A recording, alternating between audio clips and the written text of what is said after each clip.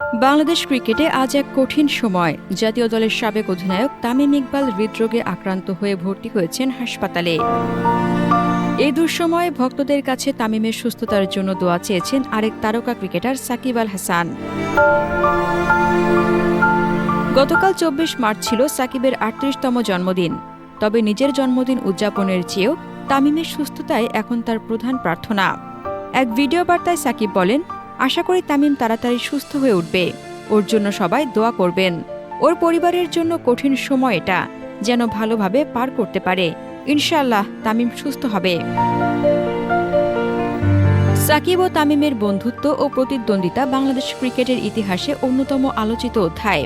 একই সঙ্গে জাতীয় দলে খেলার পাশাপাশি ড্রেসিং রুম ভাগ করা, জয়ে পরাজয়ে একসঙ্গে থাকা, সব মিলিয়ে তাদের বন্ধন অনেক গভীর।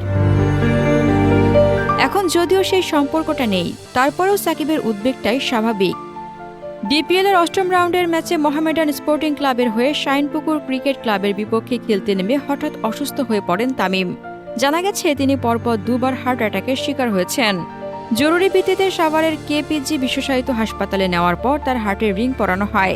চিকিৎসকরা জানিয়েছেন তামিমের হৃদযন্ত্রে ব্লক ছিল, যা এনজিওপ্লাস্টির মাধ্যমে সরানো হয়েছে। এখন তিনি ২৪ ঘন্টার নিবিড় পর্যবেক্ষণে রয়েছেন।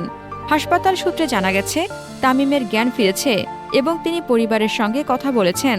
তবে চিকিৎসকরা এখনই তাকে সম্পূর্ণ আশঙ্কামুক্ত বলতে পারছেন না।